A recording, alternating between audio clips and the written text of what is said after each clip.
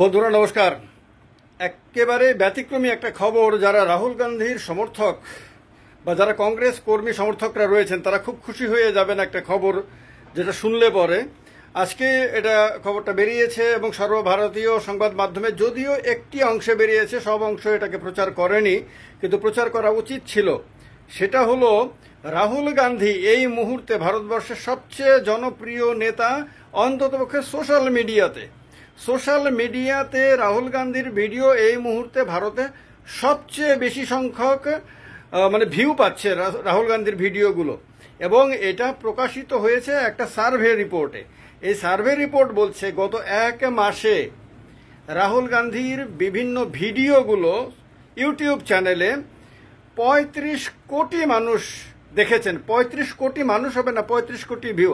হয়তো একজন ব্যক্তি অনেকগুলি ভিডিও দেখেছেন, হতে পারে, কিন্তু সব মিলিয়ে ৩৫ কোটি ভিউয়ারশিপ একটা বিশাল বড় সাকসেস, একটা বিশাল বড় প্রমাণ যে রাহুল গান্ধীর বক্তব্যগুলো এখন ভারতবর্ষের মানুষ খুব বেশি করে দেখতে চাইছেন এবং পছন্দ করছেন। তার কারণে বারবার ঘুরে ঘুরে এসে তার ভিডিওগুলো দেখছেন। এবং এই ক্ষেত্রে ভারতবর্ষে নরেন্দ্র মোদী, মমতা ব্যানার্জি, অরবিন্দ কেজরিওয়াল, শরদ পাওয়ার, নীতিন গডকরি, বা অখিলেশ যাদব বা আরজেডির তেজস্বী যাদব যারাই আছেন, তারা কেউ এই ক্ষেত্রে রাহুল গান্ধীকে টেক্কা দিতে পারছেন না। এই ক্ষেত্রে রাহুল গান্ধী ১ নম্বরে পরিণত হয়েছেন সোশ্যাল মিডিয়াতে।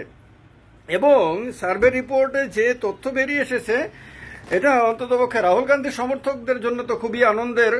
সেটা হলো যে ইনস্টাগ্রামে রাহুল গান্ধীর এখন 7.9 মিলিয়ন ফলোয়ার। এটা একটা বিশাল। এবং এটা হয়েছে কি, গত এক মাসে ইনস্টাগ্রামে ৩০০ থেকে ৪০০% ফলোয়ার বেড়েছে। গত এক মাসে, নির্বাচন শুরু হওয়ার পর থেকে এখনো পর্যন্ত এই সময়কালটাতে কারোর কোনো নেতার ফলোয়ার বৃদ্ধি পাওয়া, ফলোয়ার বাড়া এটা তার প্রতি জনসমর্থন বৃদ্ধি হওয়াটাই প্রমাণ করে। এ নিয়ে কোনো সন্দেহ নাই। এবং এটা ৩০০ থেকে ৪০০%। আর ইনস্টাগ্রাম যেহেতু ইয়াং জেনারেশন, তরুণীরা, যুবক যুবতীরা বেশি দেখে, বেশি করে, সেহেতু ইনস্টাগ্রামে ফলোয়ার বৃদ্ধি পাওয়া হলো দেশের কম বয়সের ছেলে মেয়েরা, যুবক যুবতীরা, তারা রাহুল গান্ধীর বক্তব্যগুলো বেশি করে শুনতে চাইছে বা তাকে বেশি করে পছন্দ করছে তারা।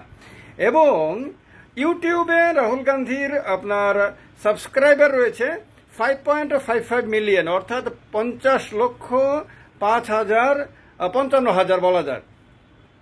তো 50 লক্ষের বেশি তার ইউটিউবে সাবস্ক্রাইবার রয়েছে। এটা আমি কিছুক্ষণ আগে দেখলাম, এটা বেড়ে গেছে এর মধ্যেই। ধরুন গত 1 ঘন্টার মধ্যে এটা বেড়ে গিয়ে 5.63 মিলিয়ন হয়ে গেছে। খুব দ্রুত বাড়ছে, প্রতিদিন না প্রতি মুহূর্তেই সম্ভবত তার চ্যানেলের সাবস্ক্রাইবার বেড়ে চলেছে। এতে এটাও বোঝা যাচ্ছে যে বেশি সংখ্যক মানুষ রাহুল গান্ধীর বক্তব্য শুনছে। ইনস্টাগ্রামে তো বললামই আপনাদেরকে আমি যে 7.9 ফলোয়ার আর 190 মিলিয়ন 19 কোটি ভিউজ গত এক মাসে। আর এক্স হ্যান্ডেল টুইটার, এই টুইটারে রাহুল গান্ধীর ফলোয়ার আছে 25.5 মিলিয়ন। ভাবতে পারেন তো, 25.5 মিলিয়ন হলো 2,50,00,000। এটা সাংঘাতিক ব্যাপার না, বিশাল ব্যাপার। এটা 2.5 কোটি আপনার ফলোয়ার এক্স হ্যান্ডেলে, এটা কোনো সাধারণ ব্যাপার না এই মুহূর্তে। ফেসবুকে ওনার ফলোয়ার আছে, ফেসবুক পেজে 7 মিলিয়ন 70 লক্ষ। হোয়াটসঅ্যাপ চ্যানেল আছে রাহুল গান্ধীর, সেখানে 6.3 মিলিয়ন 63 লক্ষ আপনার হোয়াটসঅ্যাপ চ্যানেলের ফলোয়ার হয়ে গেছে। তো এই গত এক মাসে রাহুল গান্ধীর এক্স হ্যান্ডেলে আপনার 40% ফলোয়ার বৃদ্ধি পেয়েছে, আর ফেসবুকে পেজে বৃদ্ধি পেয়েছে 40%।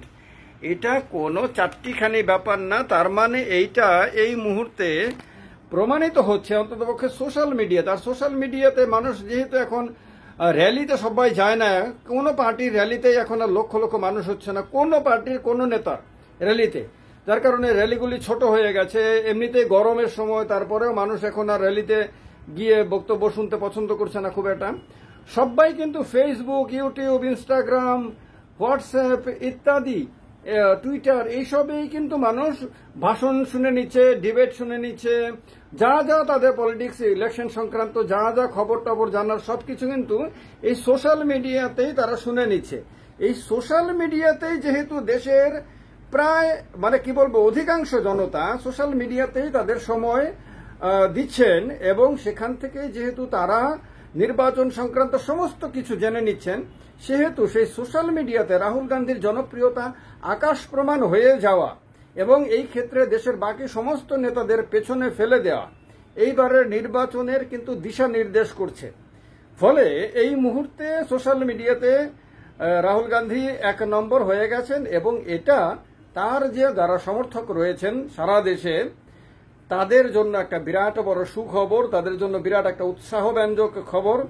এবং নেতা হিসেবে যে ইয়াং জেনারেশন থেকে শুরু করে বিভিন্ন জেনারেশনের মানুষের কাছে রাহুল গান্ধীর যে একটা গ্রহণযোগ্যতা তৈরি হয়ে গেছে, তিনি যে এখন ভারতবর্ষে একজন স্বীকৃত লিডার, মানে জনতা কর্তৃক স্বীকৃত, বিশেষ করে যুব সমাজ কর্তৃক স্বীকৃত, সেটা কিন্তু এই সমস্ত তথ্য থেকে প্রমাণিত হয় এবং এটা এ ব্যাপারে কোনো সন্দেহ নাই। এ ব্যাপারে আপনাদের মতামত অবশ্যই কমেন্ট করে কমেন্ট বক্সে জানাবেন। আর ভিডিওটি ভালো লাগলে শেয়ার করবেন, লাইক করবেন। ভালো থাকবেন সবাই। অনেক অনেক নমস্কার সবাইকে।